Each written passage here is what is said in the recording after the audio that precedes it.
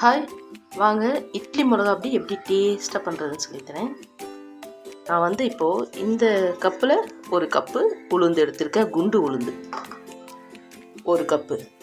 அதில் 3/4 கப்பு கடலைப்பருப்பு எடுத்திருக்கேன். முடிஞ்ச வரைக்கும் எங்கெங்கெல்லாம் நம்மளால் கருப்பு உளுந்து சேர்க்க முடியுமோ அங்கங்கெல்லாம் சேர்த்துடணும். ஏன்னா முதல்ல இட்லி அரைக்கும் போதெல்லாம் முன்னெல்லாம் கருப்பு உளுந்து போட்டாங்க.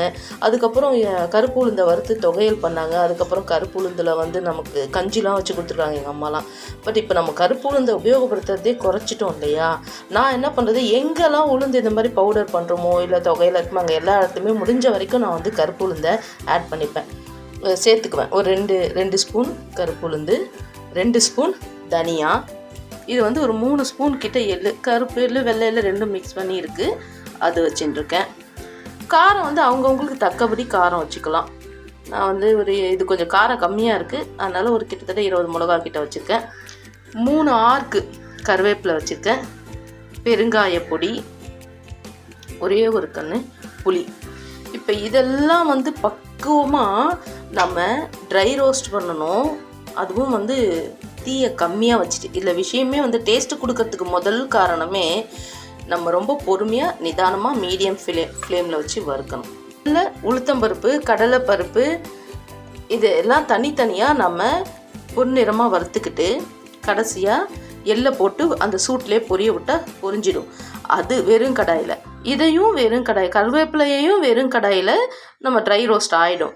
கடைசியாக நம்ம என்ன பண்ணணும், இது எண்ணெய் விட்டு மிளகாயும் பெருங்காயத்தையும் வறுத்துக்கணும். அதுக்கப்புறம் கடைசியாக என்ன பண்ணணும், நம்ம எவ்வளோ உப்பு தேவையோ அந்த உப்பையும் புளியுமே கூட சேர்த்து லேசாக ஒரு வதக்கிட்டு சேர்த்து வச்சு அரைச்சோம் அப்படின்னா டேஸ்ட்டாகவும் இருக்கும். ஃபஸ்ட்டு உளுந்தை வறுத்துக்கலாம். மீடியம் ஃப்ளேம் வச்சு நிதானமாக வறுத்து எடுப்போம்.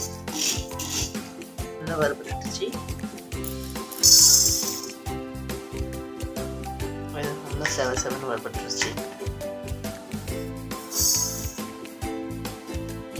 இப்போ வானல் நல்லா சூடாக இருக்குல்ல, இந்த சூடுலேயே அப்படியே கடன்னு பொரிஞ்சிடும்.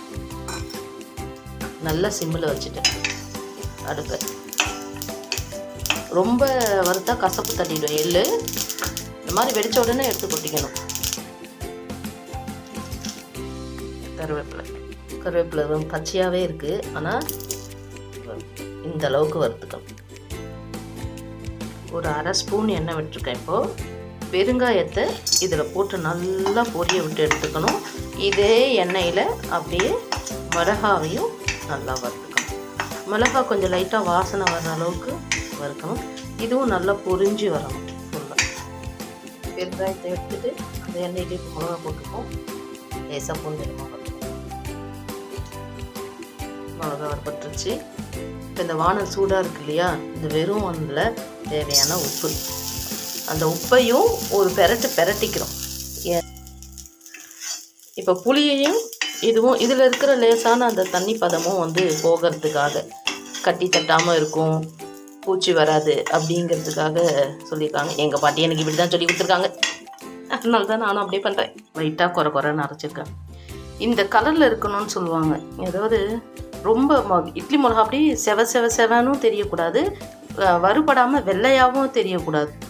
இந்த கலரில் இருக்கணும், கோல்டன் ஆரஞ்சு.